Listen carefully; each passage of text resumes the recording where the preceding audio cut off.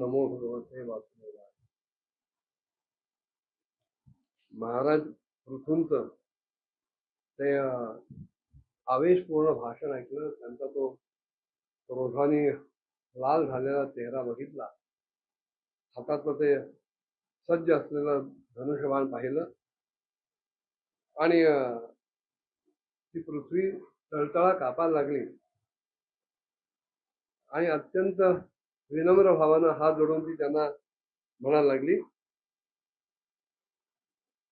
आपण साक्षात परमपुरुष आहात आणि आपल्या मायेनं अनेक प्रकारची शरीर धारण करून लोकांना आपण विविध गुणमय वाटता.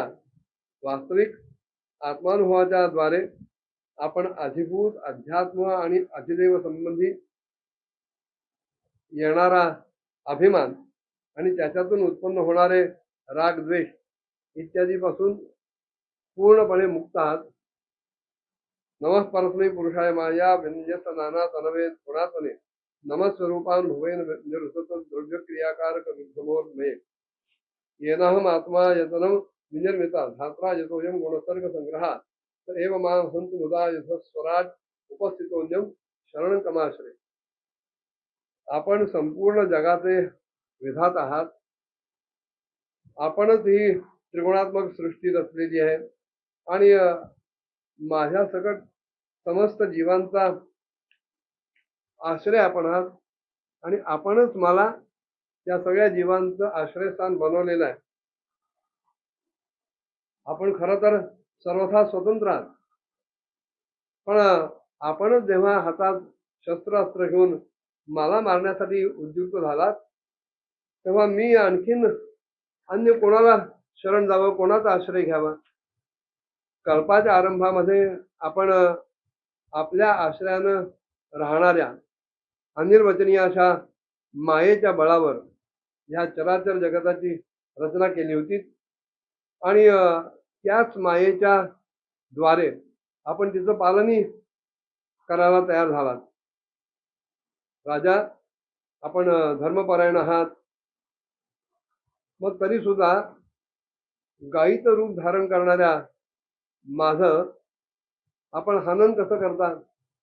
का मला मारताय?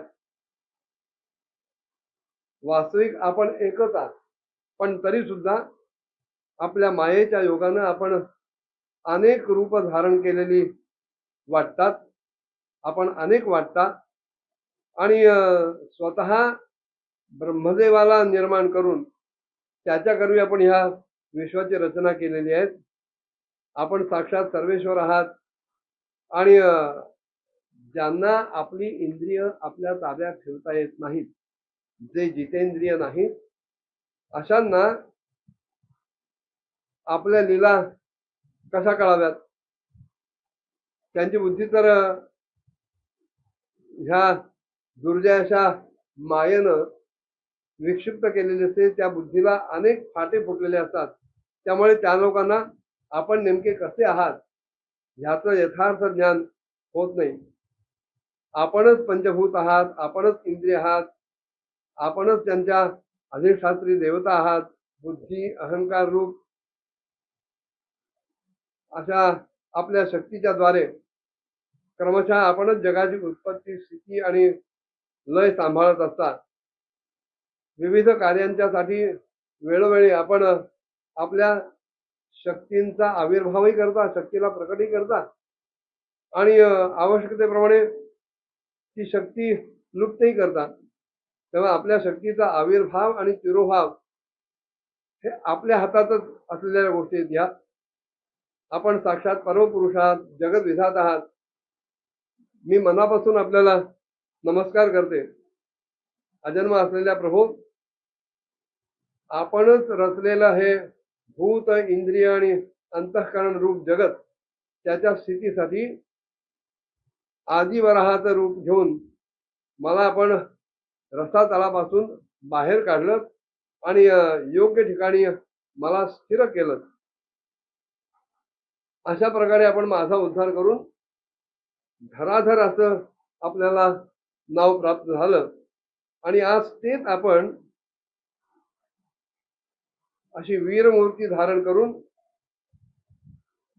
पाण्याच्या वर एखाद्या नौकेसारख्या स्थित असलेल्या माझ्या आश्रयानं राहणाऱ्या प्रजेचं रक्षण करण्यासाठी मी जर सज्ज आहे तर आपल्या टोकदार अणकुचीदार बाणांनी मी दूध देत नाही म्हणून मारायला निघालात. ह्या त्रिकोणात्मक सृष्टीची रचना करणारी जी आपली माया आहे ना, ही माझ्यासारख्या साधारण जीवांचं चित्त ही ग्रासून टाकणारी आहे. माझ्यासारख्या लोकांना आपल्या भक्तांच्या लीलांचा आशय सुद्धा खरं तर कळत नाही. मग त्याच्याही पलीकडे आपण जे आहात त्या आपल्या विविध क्रियांचा उद्देश कोणाला कसा कळावा आणि कोणाला कळत नाही तर त्याच्यात आश्चर्य तरी काय वाटावं. म्हणून जे इंद्रियांचा संयम वगैरे करून विरोचित असा यज्ञाचा विस्तार करतात अशा आपल्या भक्तांना सुद्धा माझा नमस्कार असो. पृथ्वीचं हे सगळं बोलणं ऐकलं, एकीकडे नम्रवाणी आहे, एकीकडे त्याला प्रश्नही विचारते. मैत्री विदुरजींना सांगतायत की या वेळेला महाराज पृथ्वीचे ओठ रागानं थरथरत होते. पृथ्वीने केलेली ती स्तुती, विचारलेले प्रश्न हे सगळं त्यांनी ऐकलं आणि आपल्या हृदयात एक विचारपूर्वक काही निर्णय केला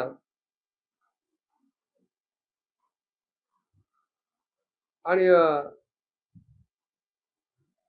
पृथ्वी काय बोलते ते ऐकायला लागले. पृथ्वी काय म्हणाली पुढच्या भागात बघूया. ओम नमो भगवते वासुदेवाय.